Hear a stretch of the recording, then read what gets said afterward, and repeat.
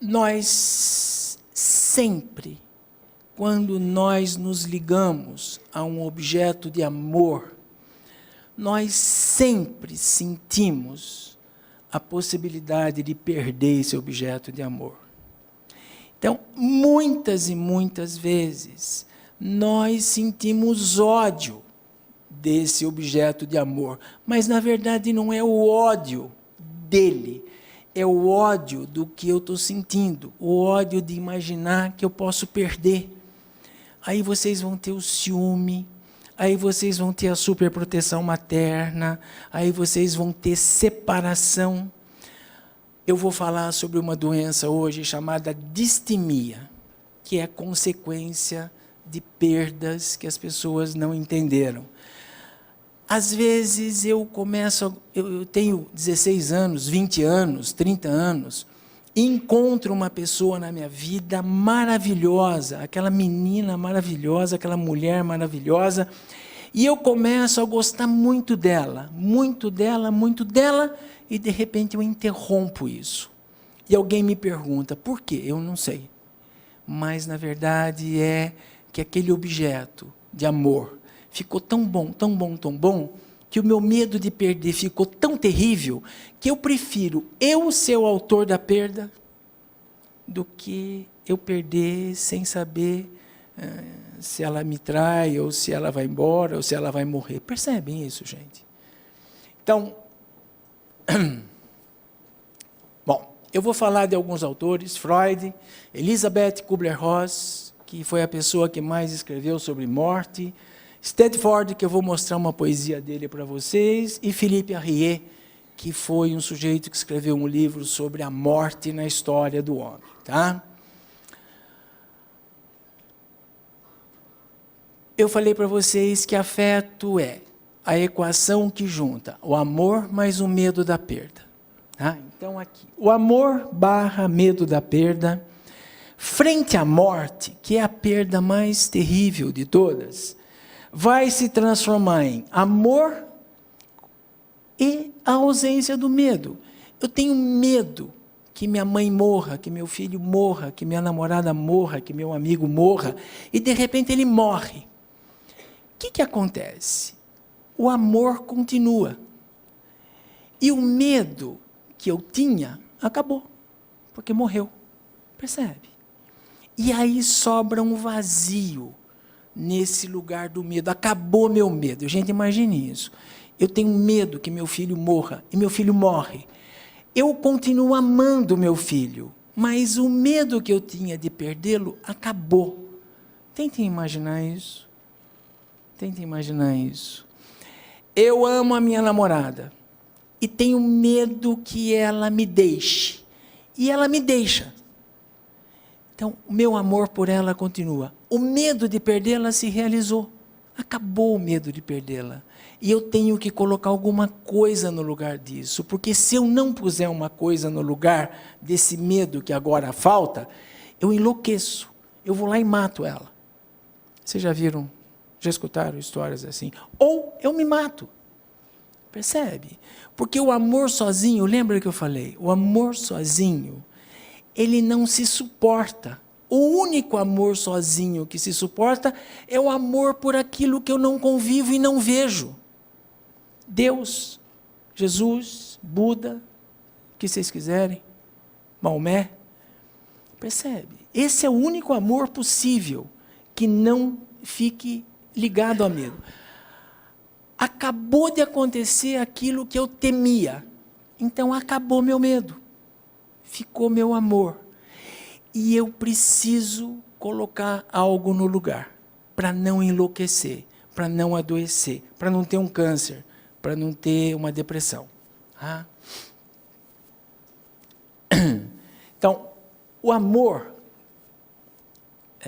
medo, que acaba o medo, vai se transformar em dois sentidos.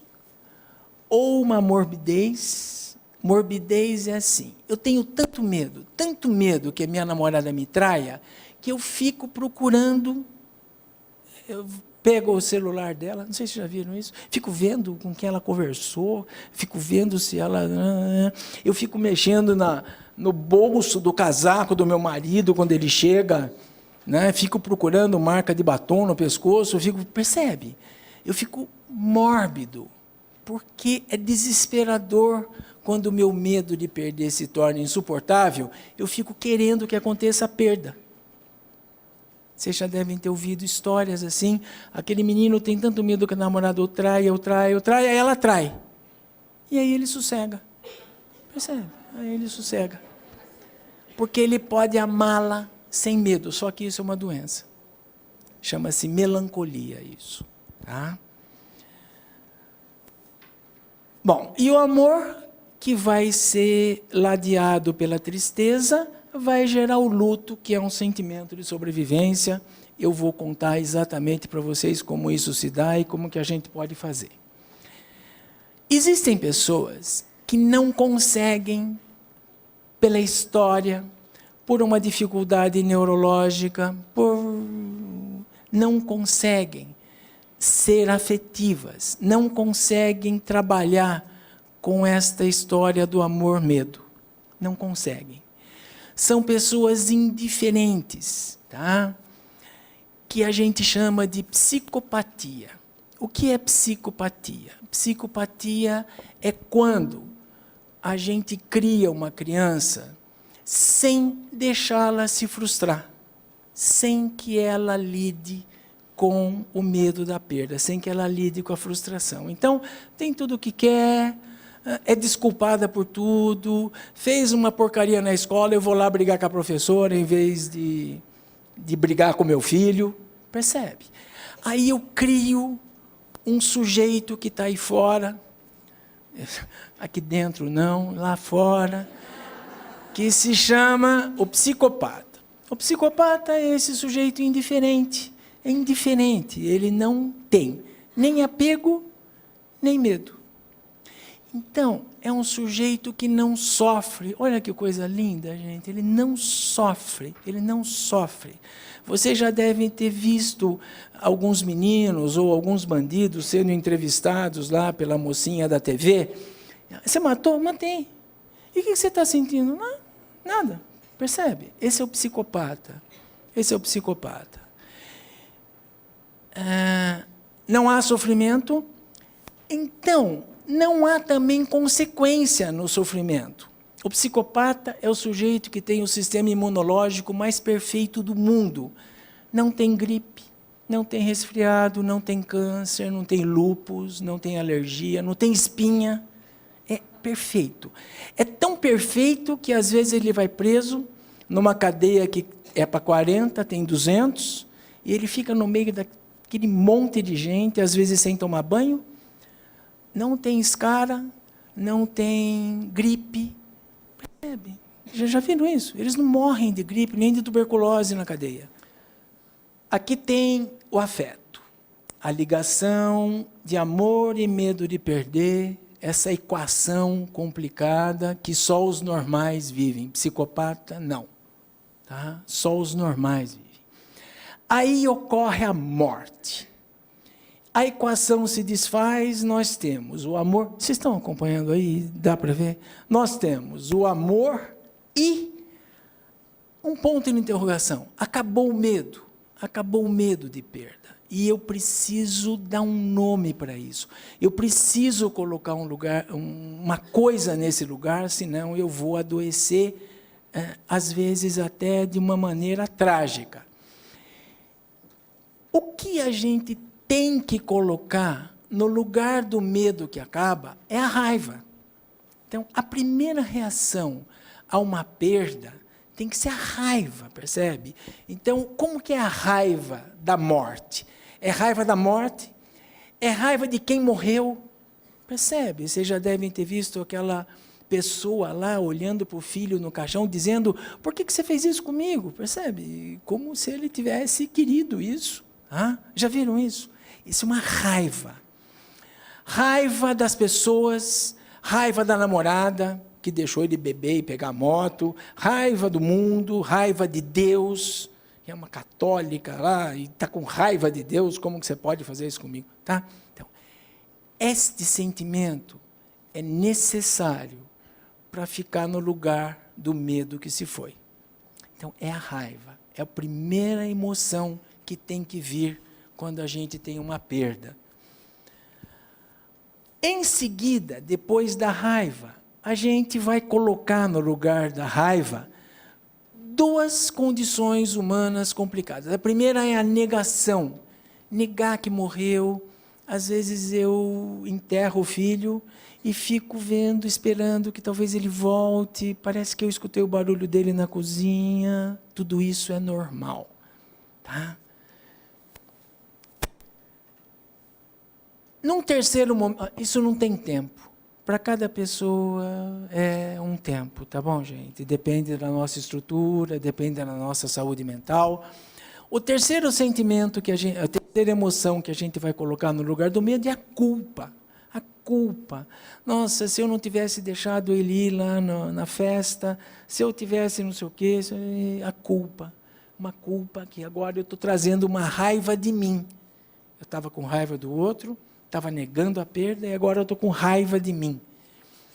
E aí, depois de um tempo, vem uma coisa que eu chamo de a dor doce da saudade.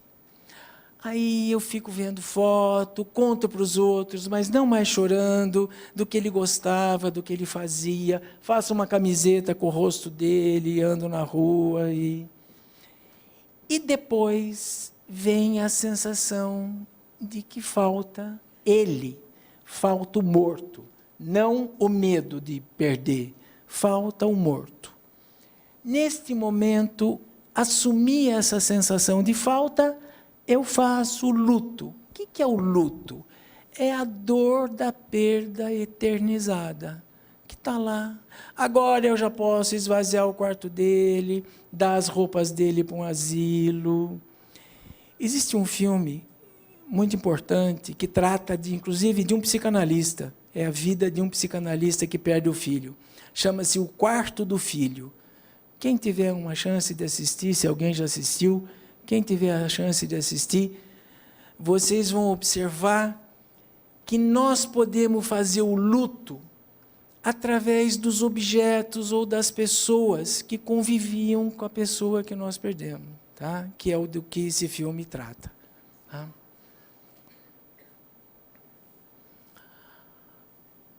Bom, o afeto frente à perda. Agora, eu não estou falando mais de morte. Eu estou falando de todas as perdas que nós temos na vida. Mudança de escola, mudança de casa, a morte do cachorrinho, a morte do peixinho. O peixinho que dura pouco no aquário porque não tem tanto oxigênio. A morte do peixinho, a morte da bisavó.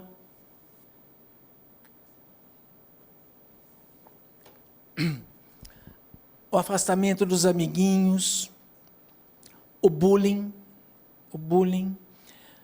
o assédio sexual, o assédio moral, o assédio físico, os assaltos, percebe? Muitas crianças hoje foram assaltadas no carro com a mãe, saindo da escola, ou em casa, e as pessoas ficam assustadas, ficam revivendo isso, depois param. E não permitem mais que falem disso, não querem mais falar disso. Só que a criança precisa continuar falando disso. Ela começa a contar na escola, aí a professora chama a mãe e fala, não deixa ele ficar falando disso que está assustando os outros meninos. Não, e aí essa criança se cala, ela se cala. E esse calar-se impede que ela faça a raiva, faça a negação, faça a culpa e faça a lembrança. O evento ruim tem que ficar numa lembrança nossa, que é a saudade. Não a saudade de que aquilo foi bom, mas a lembrança de que eu tive um evento ruim. Isso precisa ficar presente. Isso não pode desaparecer da nossa cabeça. Tá?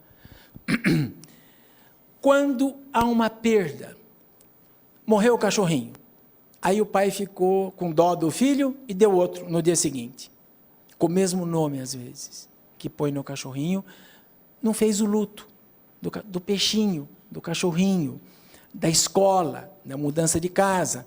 Eu sempre peço aos pais de crianças, adolescentes, nós vamos mudar do apartamento para uma casa. Então, participar da mudança, tirar as coisinhas dele, falar tchau para aquela parede que ele gosta, falar tchau para a cozinha, falar tchau, e para poder ir para a nova casa bem. Senão, às vezes, ele vai indiferente, e nós pensamos que ele está bem. E daqui a pouco ele começa a ter alergia pelo quarto. Daqui a pouco ele começa a ter uma frieira que não fecha, um fungo que não sara. Daqui a pouco ele começa a ter bronquite, asma, ou daqui a pouco ele começa a ter uma irritabilidade que não passa, está irritado. A irritabilidade é o primeiro sinal de depressão, nas crianças e nos adultos. Tá? A irritabilidade. A raiva constante. Ele está tentando fazer o luto, mas como não deram chance para ele fazer o luto, ele para na raiva. Ele substitui o medo de perder pela raiva. E começa a usar essa raiva, só que ele não passa para as fases seguintes. E vai fazer uma depressão. Só que a gente não vai vê-lo triste, a gente vai vê-lo sempre irritado, descontente. Ganhou presente, brincou 5 minutos, parou. Percebe? Não quer mais brincar. E nós levamos ele para a praia, que ele queria tanto ir para a praia, chegou na praia, ele quer voltar para casa. Mas, filho, nem foi para o mar ainda, né? Não sei se vocês já escutaram histórias assim. Tá? E nada faz com que haja um prazer. Então, além das doenças físicas, alergias, problemas intestinais, enurese, começou a fazer xixi na cama, fazia tempo que não fazia, começou a sujar a cuequinha, encoprese, está sujando a cuequinha todo dia, está com 7 anos. Né? Além das doenças físicas, as doenças psíquicas.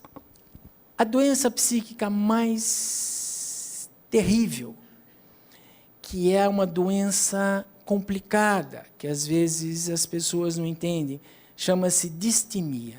Distimia funciona assim. Aquela criança está com 5 anos, feliz, normal, e aí tem um cachorrinho, foi para a escola, voltou, o cachorrinho não está mais em casa. E, mãe, cadê o cachorrinho? É a hora que você saiu de manhã, a hora que abriu o portão, ele fugiu. E aí aquela criança, se ele fugiu, e eu gosto dele, e ele gosta de mim, ele vai voltar. E aquela criança fica no portão, às vezes à tarde, olhando para a rua, esperando o cachorrinho voltar. Mas aí na casa tem uma empregada boa, que gosta desse menino de 5 anos, e ela não aguenta mais ver esse menino no portão, esperando o cachorrinho voltar, fez cartaz e tal. Aí ela chega para ele e fala, vem cá, Júnior, eu preciso te contar uma coisa. Naquele dia que você foi para a escola, o cachorrinho lá, o Rexzinho, estava dormindo embaixo do pneu do carro do seu pai. Quando ele deu marcha ré, matou o cachorrinho. Essa história tinha que ter sido contada. Talvez ele tivesse que ter visto o cachorrinho. Talvez, se tem um quintal em casa, vamos abrir um buraco, enterrar, pôr uma cruz, acender vela, rezar, pôr fotografia, percebe? Ou tem que levar no veterinário, então vamos junto no veterinário, perguntar, tio, onde você vai enterrá-lo? Eu vou queimar ele, eu vou, sei lá o que vai fazer o cachorro, mas participar disso. Alguém mentiu, iludido, que daqui a pouco ele esquece do cachorrinho, mas ele fez um afeto com o cachorrinho. E afeto é para o resto da vida. Percebe? Afeto é para o resto da vida. E aí essa criança, então, escuta da empregada isso, e imaginem que ela se cala. Não vai perguntar para a mãe, não vai perguntar para o pai, se cala. Aí ele está com 11 anos. Está na escola. Faz uma redação na escola. E a professora pega a redação dele, fala, gente, olha o que o Júnior escreveu, olha que coisa linda. E lê a redação dele para a classe, e o Júnior fica feliz, e quando ele percebe que ele está feliz, ele começa a agredir isso assim, qualquer um escreve isso. Ou está elogiando só para me agradar. 14 anos, o Júnior vai para a casa do Pedro, que é o melhor amigo dele, sábado à tarde, e aí vem a avó do Pedro, que mora na Itália, visitar a família do Pedro, e o Júnior está lá, e a avó do Pedro fala, nossa, quem que é esse menino? Avó, é o Júnior, meu amigo. Nossa, como você é lindo, filho. Aí ele fica feliz, e daqui a pouco ele tenta desmanchar isso. Né? Ela está falando isso só porque eu sou amigo do Pedro, e tira o prazer que ele ganhou. Com 16 anos, ele conhece a Maria, uma menina linda que adora ele, e ele começa a gostar dela, gostar dela, gostar dela, gostar dela, gostar dela. O medo de perda fica insuportável, e daqui a pouco ele descobre que o dedo do meio do pé dela é maior que os outros. E aí ele acha que ele já não está gostando mais dela. E arranja um motivo para se separar. E se separa. E ele vai tentar buscar a namorada ou o casamento com alguém que ele menos tenha medo de perder. Percebe, gente? E vai se casar com ela. Com a pessoa que ele não tenha tanto afeto. Já escutaram histórias assim? Tá? Aí ele se formou em engenharia química, arrumou emprego bom em São Paulo e começa a ser promovido. É promovido uma vez, na segunda vez, começa a ganhar mais dinheiro e daqui a pouco ele chega em casa e fala para essa mulher que ele não ama assim, acho que eu não queria ser engenheiro químico. Percebe? Acho que eu vou pedir demissão. E pede. E arranja um outro emprego. E daqui a pouco ele é bom, é inteligente, vai sendo promovido, e daqui a pouco ele está enjoado de lá, ele não está se sentindo mais bem lá. Chama-se distimia. Distimia. Tá? Pai, quero ir para a praia, vamos para a praia agora no feriado, vamos para a praia, arruma tudo. Chega na praia, meia hora de praia, eu queria estar em Campinas. Vai para o aniversário de alguém, do melhor amigo dele, lá no barzinho, e está feliz, feliz, feliz. Quando ele percebe que ele está muito feliz, ele sai do aniversário e volta para casa. Já viram isso? Já viram isso? Já viram alguém agir assim? Chama-se distimia. Ganhou, com 9 anos, o PlayStation 4 dele, maravilhoso, joga, e daqui a pouco está lá parado o PlayStation. Aí pediu uma bicicleta. Ganhou uma bicicleta, andou 3 dias, no 4º dia ela fica lá na garagem. E o pai fala, filho, você não vai andar de bicicleta? Vou. Mas ele não suporta imaginar que ele está tão bem e que possa perder aquilo.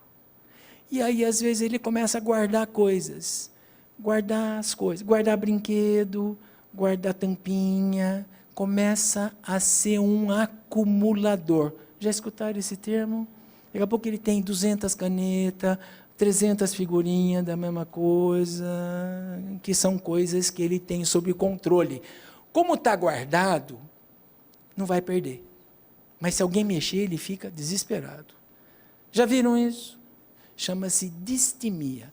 É uma depressão, é uma espécie de depressão, consequente ao não luto de um evento qualquer. O transtorno do estresse pós-traumático. Tá? Aquele menino foi assaltado com a mãe na rua, o bandido... No dia seguinte, fica todo mundo triste e tal, polícia. No 3º dia, as pessoas começam a tentar evitar falar disso perto dele.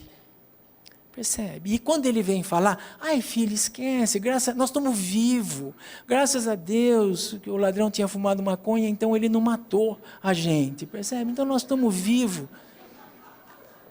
E começa a evitar, a escola começa a evitar, avisa os amiguinhos, olha, o Pedrinho foi assaltado, não falem disso, tal, saiu no jornal, mas não fica comentando, e daqui a pouco esse cara não faz o luto.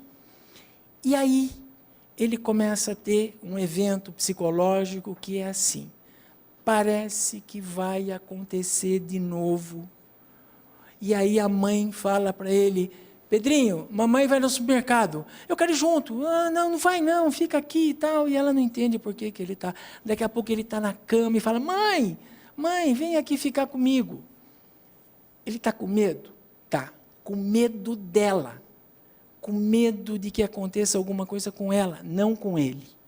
Então, ele a protege através do medo dele. Algumas mães, não sei aqui se já perceberam isso, que aquele medo do filho é um medo fake. É um medo fake. Mãe, estou com medo do quê? Do zumbi. Vem ficar comigo, percebe? E aí ele protege ela, porque alguma coisa aconteceu. Uma briga dela com o marido, onde o marido foi extremamente agressivo com ela, um assalto, uma batida de carro, onde ele estava junto, uma briga com o vizinho, tudo mais.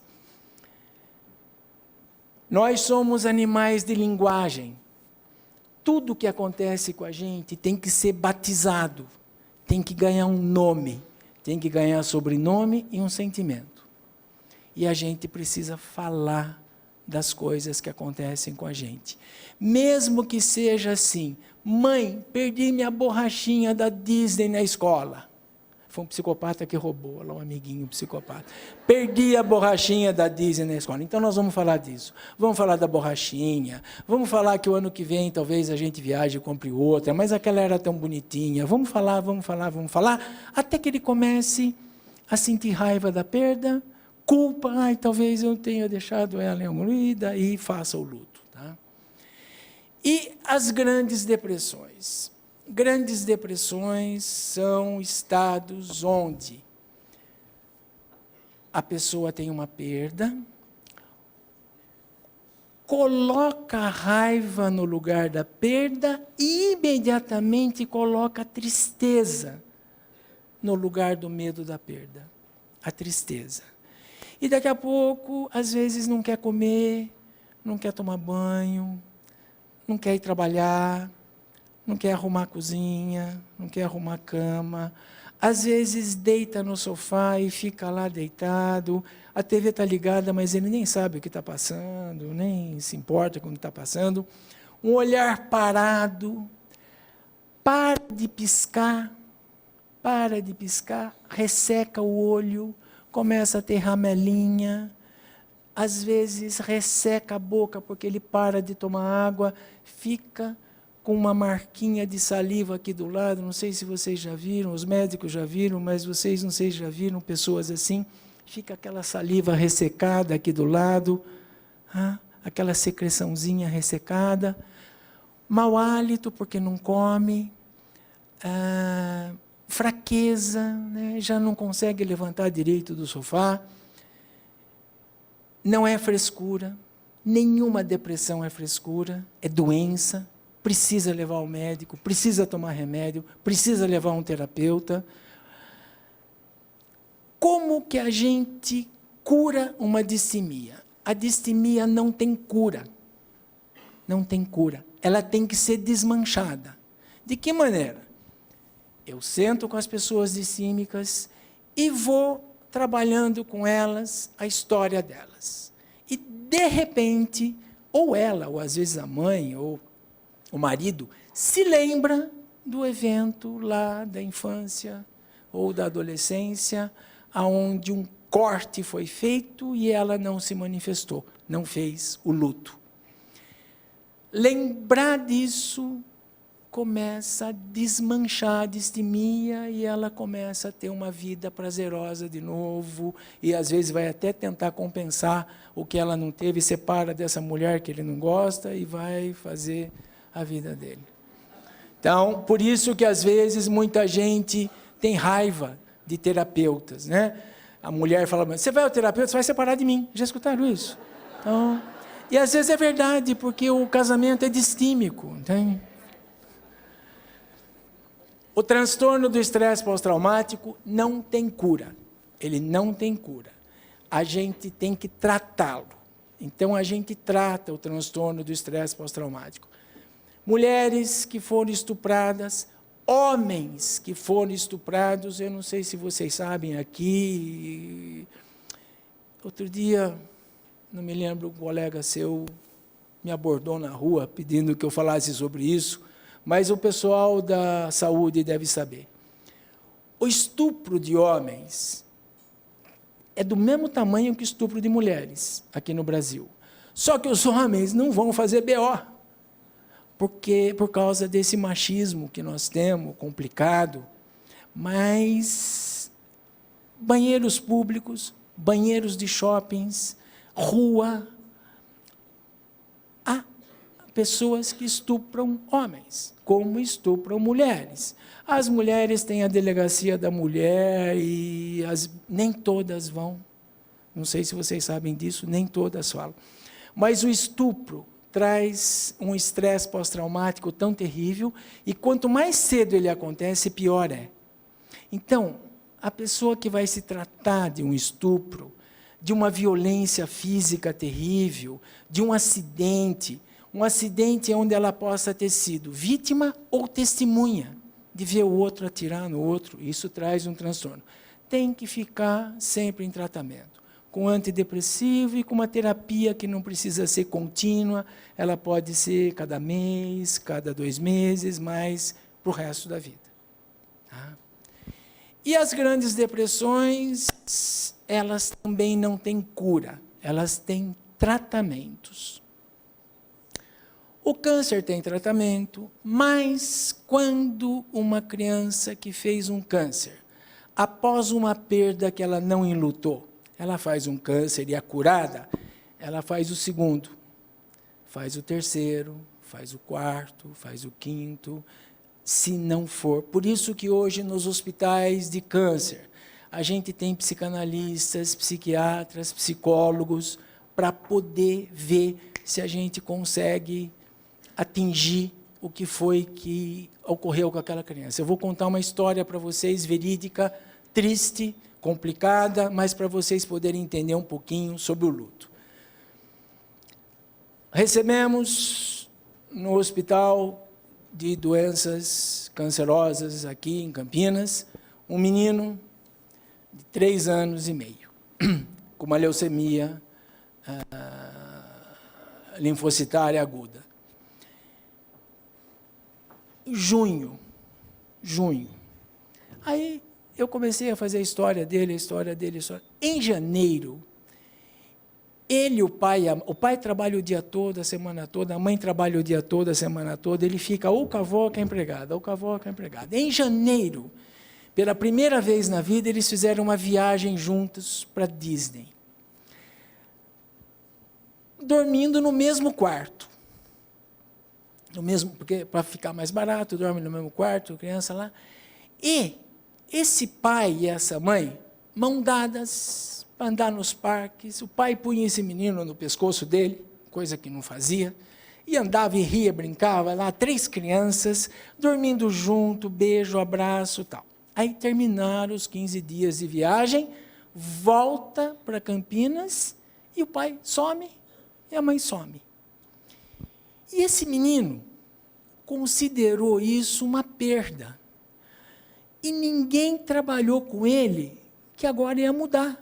A mamãe não vai estar aqui de manhã, quando você acordar, nem o papai, vai estar a Maria, a empregada, ou a vovó, que vem à tarde para ficar com você.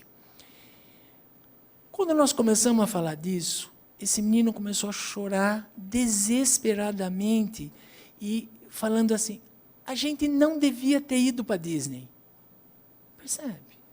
Não devia ter ido para Disney, porque foi a Disney que fez eu ficar triste.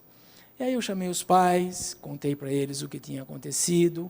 A mãe era uma dentista que trabalhava o dia inteiro no consultório. Ela suspendeu o consultório à tarde, começou a ficar mais perto dele. Esse pai, um consultor de RH, viajava muito, ele começou a ficar mais em casa, e isso ajudou muito o progresso do tratamento da leucemia. Só que esse menino precisava perguntar de vez em quando para o pai e para a mãe assim, mas por que vocês sumiram? Percebe, gente? Essa é uma perda que ninguém imagina que possa fazer mal para um sujeito de 3 anos de idade.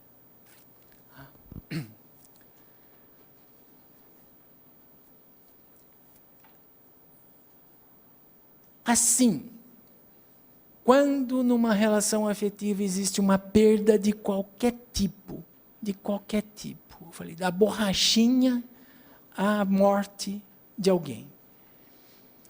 Mortes de animais, parentes queridos, mudanças de casa, de escola, de cidade, de país, perdas aparentemente fúteis, perdas fúteis. A camisa que eu mais gosto, o botão sumiu um botão. E aí, mãe, você achou o botão? Percebe? Fútil. Mas só que essa camisa tem um valor afetivo para ele. Foi a madrinha que deu. E agora ela vai ficar aleijada. Sumiu um botão. Pequenos objetos, brinquedos, precisam ser elaboradas com a ajuda de outras pessoas ou educadores. Tá? Então, vamos falar de uma perda constante. Filho, agora você vai tomar banho. Não quero tomar banho. Se joga no chão, os normais, se jogam no chão. Não gosto mais de você. Quando eu crescer, eu vou te matar. Percebe? E aí, a mãe boa, o pai bom, precisam pegar na mão desse menino e falar, você vai tomar banho, porque a mamãe quer. Mas pode ir chorando, pode sentir raiva de mim, porque você não me destrói quando você sente raiva de mim. Você não precisa gostar de mim. É a mamãe que precisa gostar de você. Percebe? E pronto. Leva ele para tomar banho. Então, a gente não pode, porque se a gente não levá-lo para tomar banho e bater nele, ou falar, eu vou para o meu quarto, isso é uma perda. E aí esse menino tem 2 opções para suprir essa perda. Ou ficar doente, ou ficar psicopata. Se ele ficar psicopata, ele não vai fazer mal para ele. Não vai ficar doente, mas vai fazer mal para os outros. Porque o psicopata, como ele não sente raiva, nem medo, nem culpa, ele precisa vir até você com um revólver na mão e ficar olhando, não sei se alguém aqui já foi assaltado, e ele precisa que você se mostre frágil, que você fique com medo dele, com raiva dele. E talvez que você fale, eu não devia ter vindo aqui hoje, eu vim, ou não devia ter parado o carro no semáforo. O psicopata é um Drácula, é um vampiro. Para ele poder viver, ele precisa retirar do outro o que ele não consegue sentir. Então, nas escolas, meninos e meninas psicopatas fazem bullying e ficam olhando para a vítima que está chorando, está mal, e eles ficam bem com isso. Não sei se alguém já viu essa cena.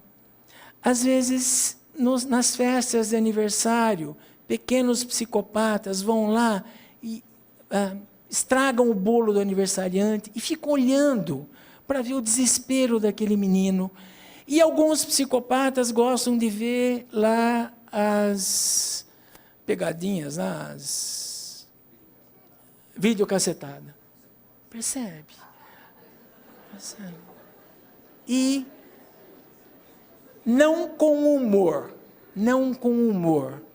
mas com uma sensação de estar podendo imaginar o que o outro está sentindo.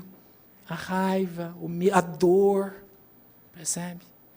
Eu conheço alguns psicopatas que vão a enterros de gente que eles não conhecem. Percebe? Eles vão a enterro para ver alguém chorar, para ver alguém sofrer, para poder sobreviver. Então,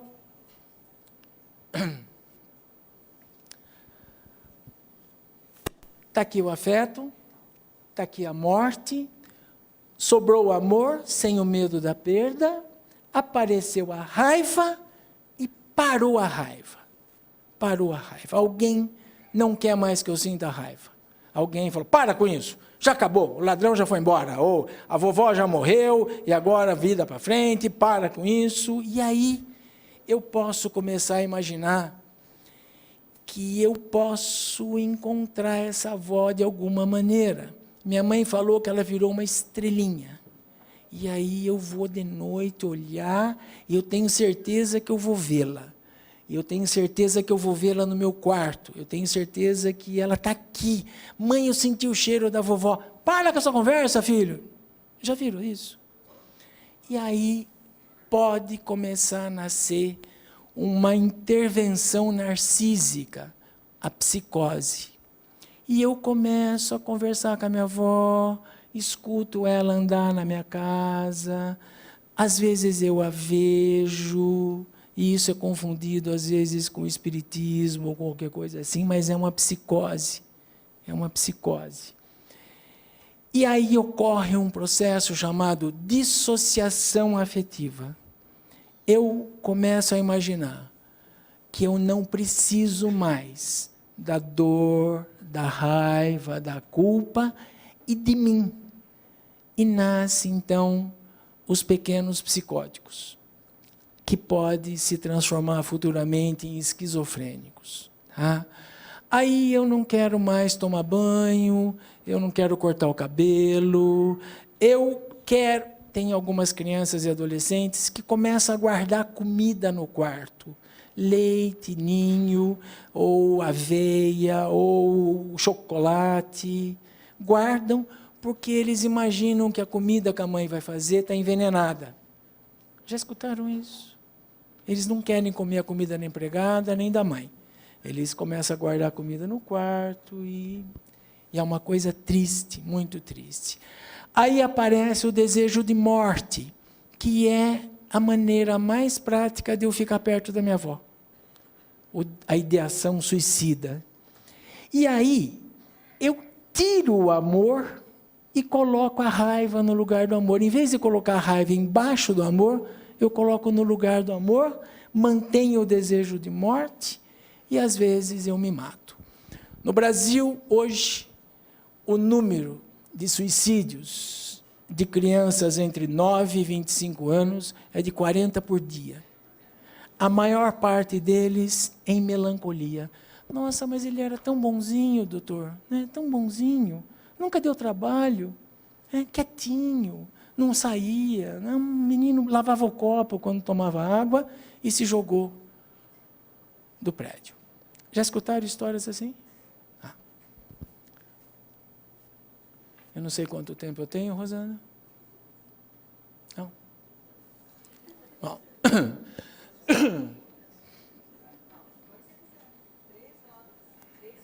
Bom. Eu vou deixar talvez um tempo para vocês conversarem comigo, porque é muito árido isso, às vezes sobra. Mas aqui tem uma frase de um menino de 9 anos, terceira série, que ele não está conseguindo fazer o luto. E ele se pergunta assim, como? O pai morreu. Como pode não aparecer mais se estava aí? Como que pode sumir? Parece porque ele não foi ao enterro, não foi ao velório, ninguém fala da morte do pai. Às vezes o papai está viajando, percebe?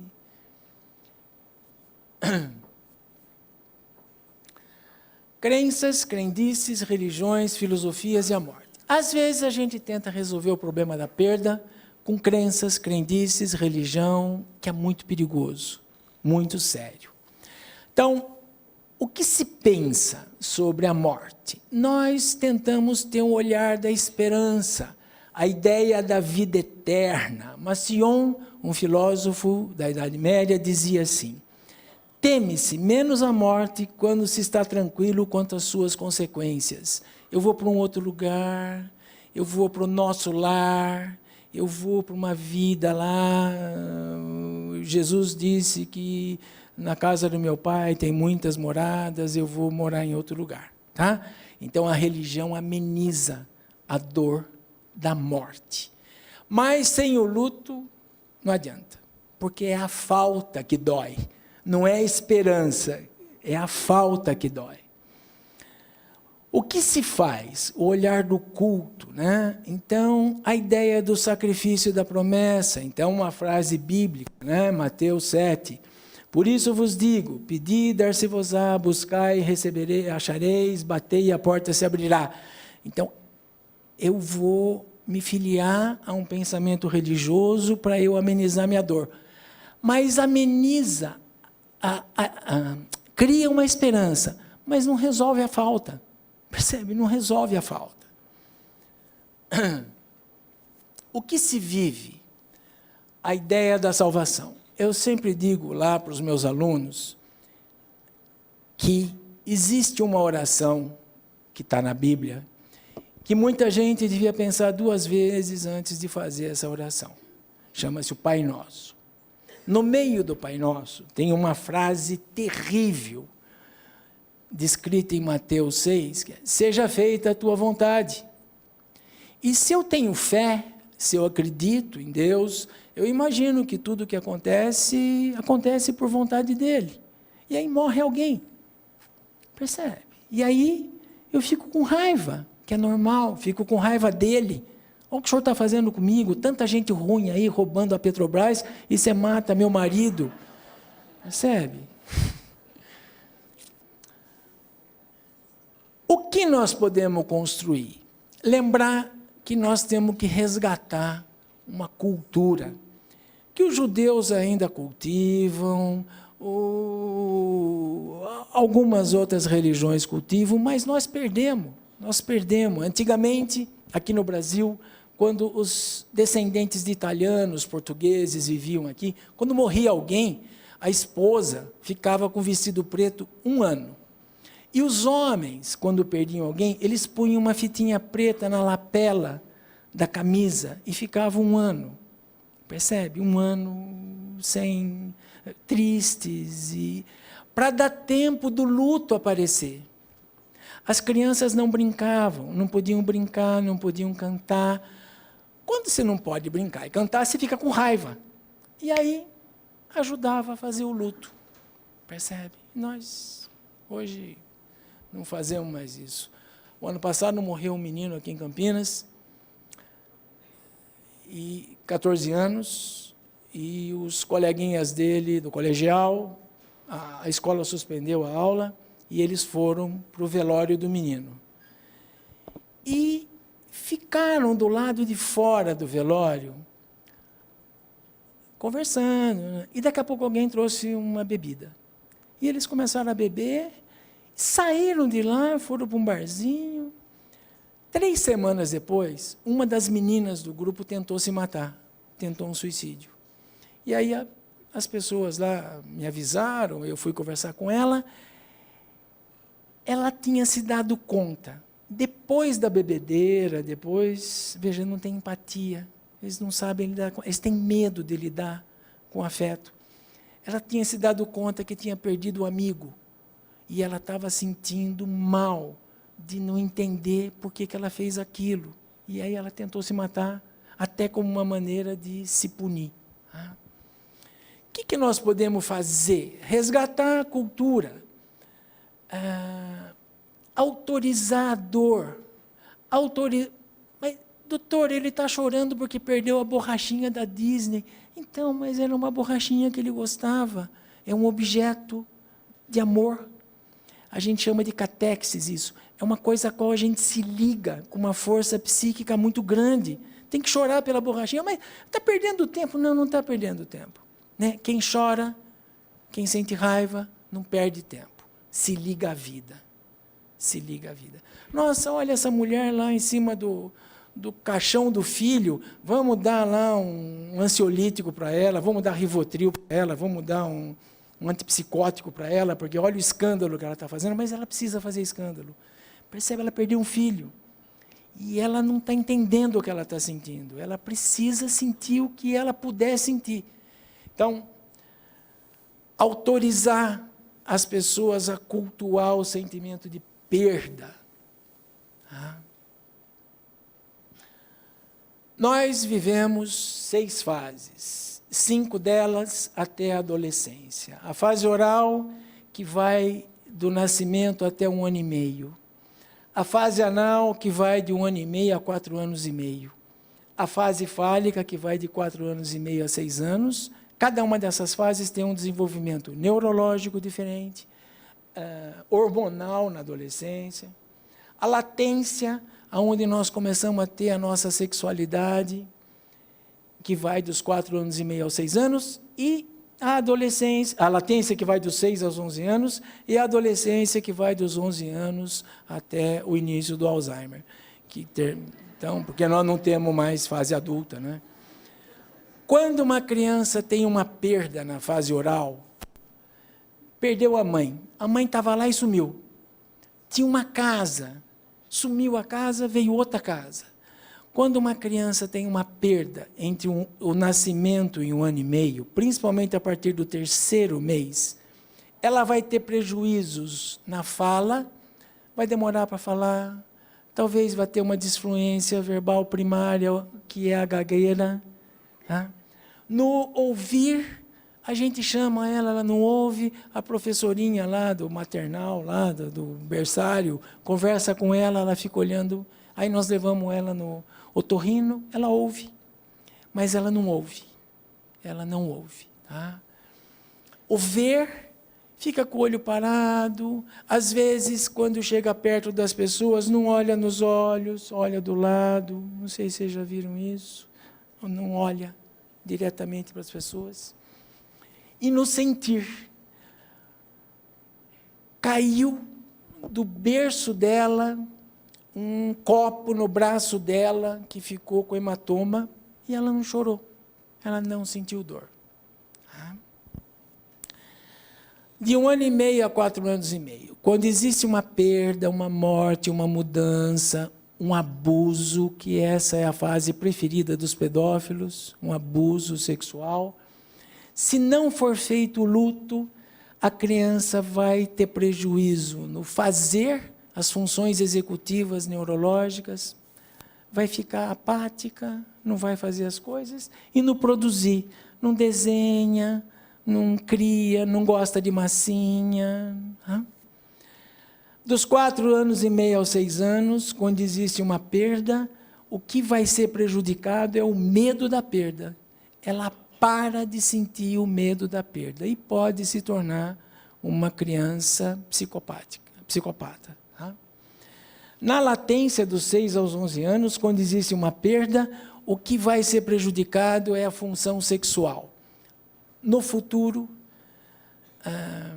impotência sexual, ejaculação precoce no homem, vaginismo, dificuldade de orgasmo na mulher, tá? A atrofia do clitóris, tá bom? E na adolescência, quando existe uma perda sem luto, a perda da crença na vida. Tá? É aquele sujeito que reclama de tudo, melancólico, não acredita em nada, vai contra tudo. Tá?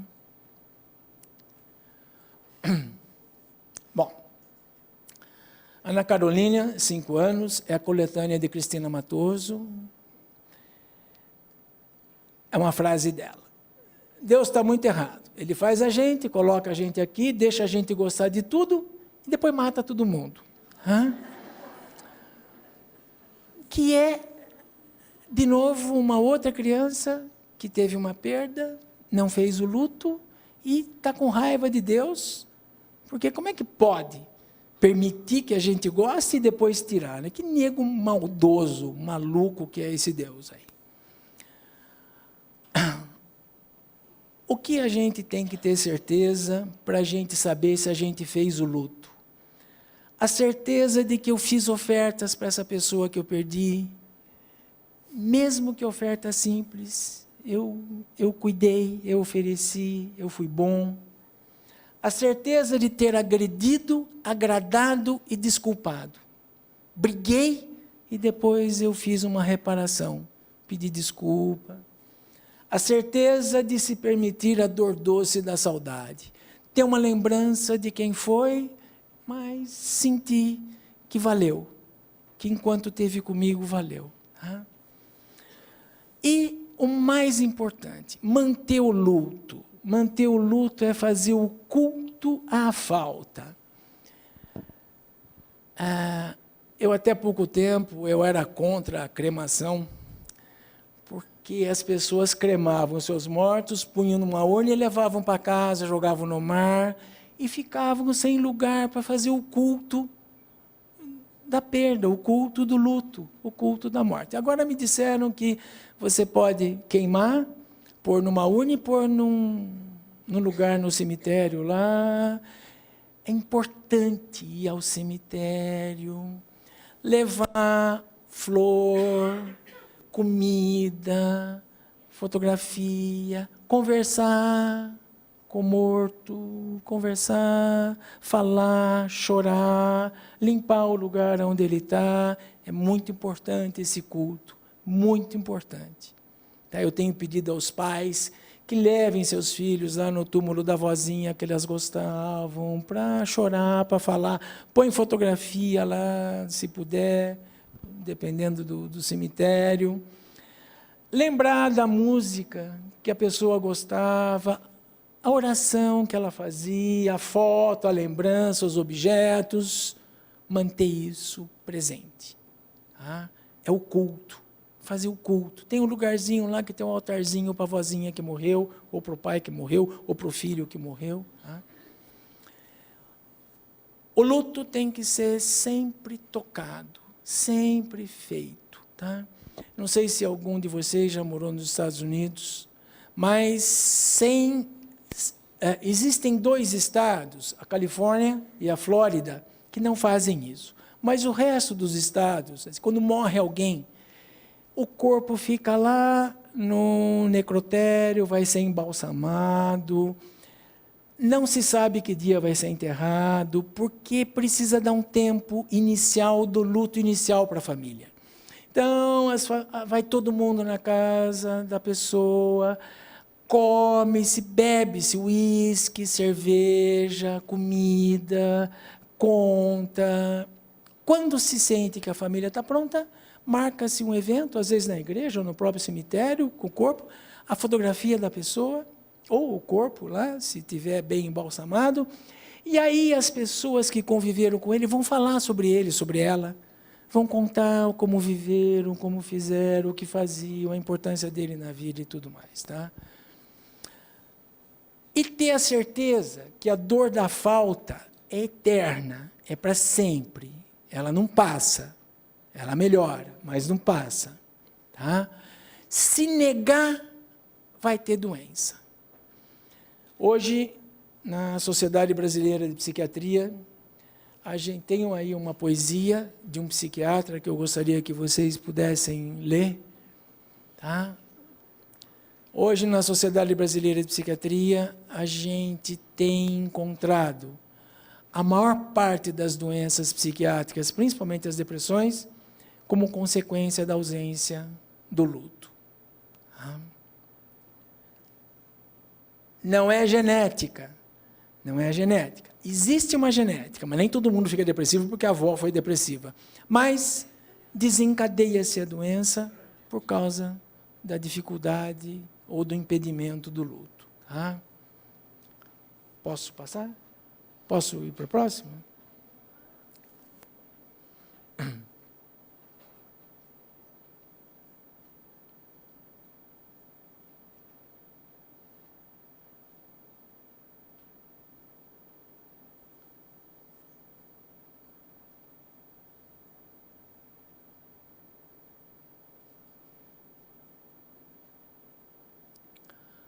A primeira parte é o nascimento, a segunda parte é a velhice, né?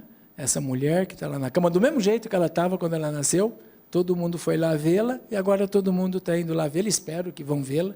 Hoje a gente costuma abandonar os nossos velhos. E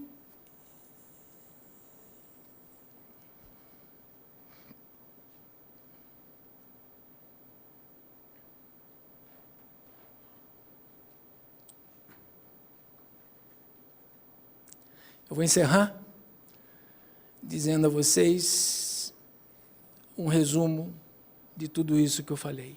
Essa aí é a Mafalda, que está no quarto da mãe, dizendo assim: tchau, mãe, eu vou brincar na casa do Felipe. E a mãe, indiferente, fala: tchau, filha, tudo bem, tchau. Aí a Mafalda desce a escada, sobe a escada e grita para a mãe: e o não volte tarde, sua negligente. Ela cobra da mãe que a mãe sinta medo de perdê-la. Então, escutem bem. Para nós, os humanos, mais que o amor, que é fácil, amar é fácil. Pai, posso ir na festa lá do rodeio? Eu volto segunda-feira? Pode, filha, leva um casaco que a moça do tempo disse que vai chover. Olha que legal, isso é amor, isso é amor. Mas é indiferença também, porque não tem a segunda parte da equação, que é o medo. Então, se uma filha minha falasse para mim: pai, eu vou hoje lá, não vai nada, você tem casa para morar? Que vai, percebe? Por que eu estou com raiva já dela? Porque eu estou com medo. Estou com medo. No rodeio tem prostituta, tem traficante, tem estuprador, tem cavalo, vai que ela se apaixone por um lá, né? Não. Percebe? Estou com medo. Minha cabeça já encheu de besteira. Percebe? Então, o século passado nós tivemos um sujeito muito importante, o qual que eu tive a honra de conhecer, um psicanalista francês chamado Jacques Lacan. Essa pergunta que está aí em azul foi feita para ele. Qual é o desejo fundamental do ser humano? O que arruma a nossa vida? O que faz nossa vida ser melhor e ser mais íntegra? E a resposta é quando a gente se sente desejado pelo outro. Quando a gente sente que alguém tem medo de me perder. Percebe? Então, os nãos que vocês podem dizer para os seus filhos, ajudar, suportar o grito, a dor da perda, a raiva, suportar as coisas normais dele, é uma maneira dele sentir que eu tenho medo de perdê-lo. Por isso que eu cuido, por isso que eu converso, por isso que eu fico perto, por isso que eu vou na cama dele à noite quando ele me diz que está com medo do zumbi. Percebe?